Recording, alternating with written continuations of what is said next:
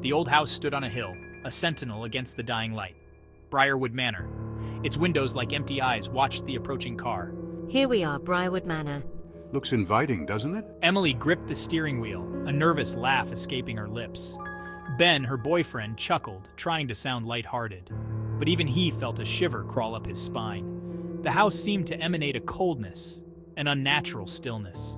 Tell me again why we couldn't stay at a hotel? Alex, Emily's brother, leaned forward from the back seat. Sarah, Alex's girlfriend, didn't speak. Her gaze was fixed on the manor, her eyes wide with a mixture of fear and fascination. The car crunched up the gravel drive, the sound loud in the stillness, echoing the quickening beat of their hearts. They were here. They had come to Briarwood. The front door creaked open, its hinges groaning in protest, as if disturbed from a long slumber. Dust motes danced in the faint light that pierced the gloom, swirling lazily in the air like tiny phantoms. The air inside was stale and cold, like the breath of a tomb, sending shivers down their spines. The scent of decay lingered, faint but unmistakable, a reminder of the house's long abandonment. This place is creepy. It's like something out of a horror movie. Let's just get settled in. It's just an old house. Narrator. Emily shivered, trying to shake off the feeling of dread. She couldn't deny the feeling of unease that had settled upon her, a gnawing sensation that something was terribly wrong. It felt strangely familiar, like a half-forgotten nightmare, a memory lurking just out of reach. Ben tried to sound upbeat as he picked up their bags, their weight reassuringly real in his hands. But the shadows seemed to deepen, as if the house itself was watching them, its presence almost palpable. They moved deeper into the manor, each footstep echoing in the oppressive silence, the sound amplifying their isolation. The only light came from the weak beams of their flashlights, dancing across dusty furniture, revealing glimpses of long-abandoned lives, frozen in time. A chill breeze blew through the hallway, extinguishing their lights, plunging them into darkness. The sudden blackness was suffocating, wrapping around them like a shroud. They huddled together, their breaths quickening, the fear evident on their faces. The house seemed to close in around them, its secrets whispering in the dark. In the distance, they heard the faint sound of footsteps, an eerie echo that sent chills down their spines. They weren't alone. The next few days passed in a blur of exploration and unease. Emily and her companions wandered through the manor, each room revealing more secrets and deepening their sense of dread.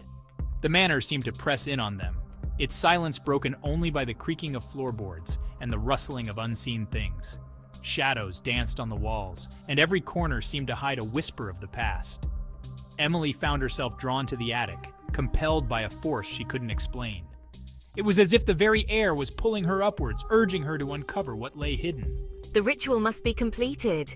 The master demands it. The words echoed in her mind, a haunting reminder of the task at hand. Dust lay thick on the floor, disturbed only by the tracks of rodents. The air was heavy with the scent of decay and neglect, each breath a reminder of the manor's long abandonment. Old trunks lined the walls, their contents a mystery. Each one seemed to hold a story, a piece of the puzzle that was the manor's dark history. Emily knelt before one, her fingers tracing the faded velvet lining.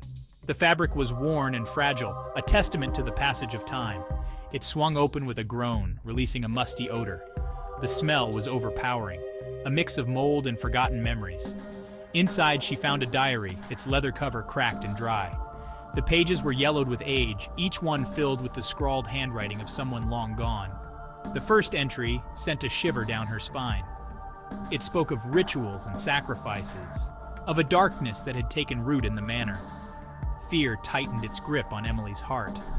She could feel the weight of the past pressing down on her, the echoes of those who had come before her.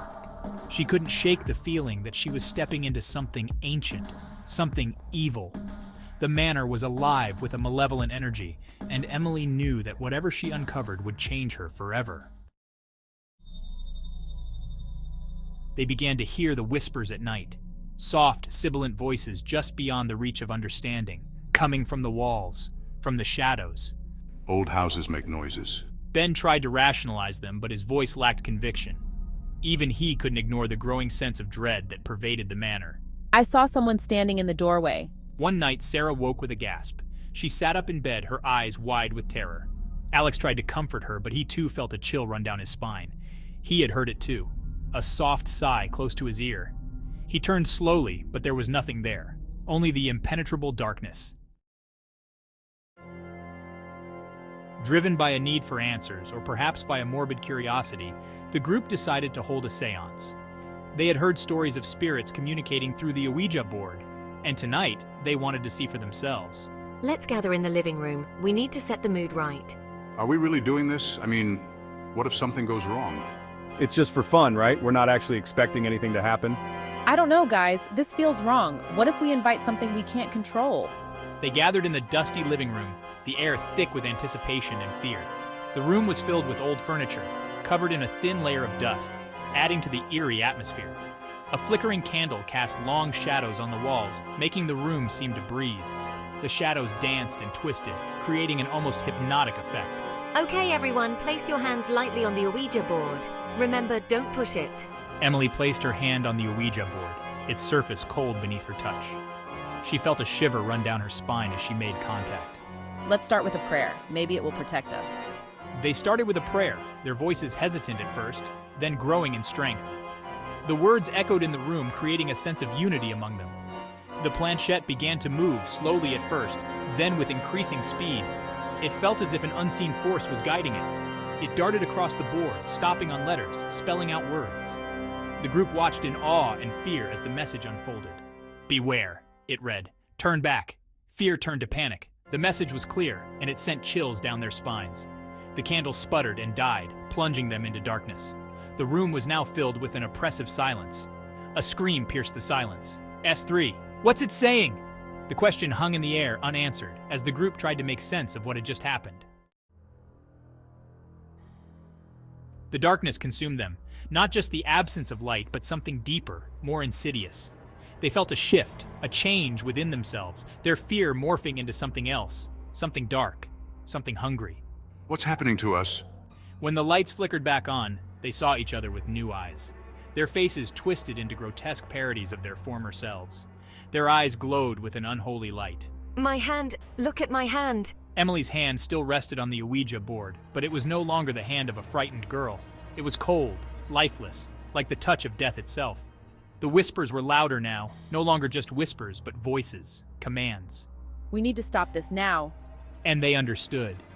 They were no longer in control. They were puppets dancing to the tune of an ancient evil.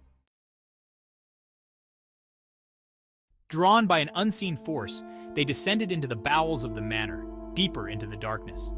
The air grew colder, heavy with the stench of decay and something else, something ancient and evil. They found a hidden door, concealed behind a tapestry. It swung open with a groan, revealing a stone staircase leading down into the earth. The air in the chamber was thick and oppressive. The only light came from a single torch, casting flickering shadows on the walls. The walls were covered in strange symbols, ancient and disturbing. In the center of the chamber stood an altar made of black stone, and on that altar lay a book, bound in human skin. The book was open, its pages filled with rituals and incantations. The words seemed to writhe on the page as if alive. The book called to them, its power undeniable. Her voice deep, resonant, filled with a power that chilled them to the bone as she began to read from the book. Emily's eyes now glowing with an unholy light. Her voice was no longer her own. The air crackled with energy. The shadows danced more violently, taking on grotesque shapes. The temperature in the room plummeted. The stench of decay intensified. Something was coming, drawn by the ritual, by the words Emily spoke. But it was too late. The portal was open. S2, desperately, I tried to stop her, to break free from the spell that held us. From the depths of the earth it rose, a creature of nightmare. Its eyes burned with an infernal fire. Its skin was the color of death, stretched taut over bones that protruded at unnatural angles.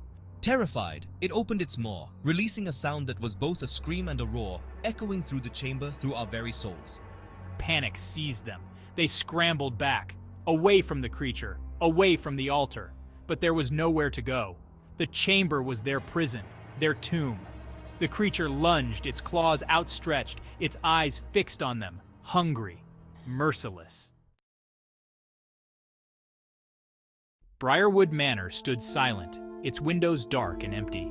The secrets of the ritual chamber remained buried deep within its bowels, guarded by the creature that now called it home. The four friends were never seen again, their fate unknown. But rumors spread, whispers of a house that fed on the souls of the curious, of a darkness that consumed all who dared to enter its embrace. Briarwood Manor remained, a testament to the darkness that lurks beneath the surface of the world, a warning to those who seek to unravel its mysteries, for some secrets are best left buried.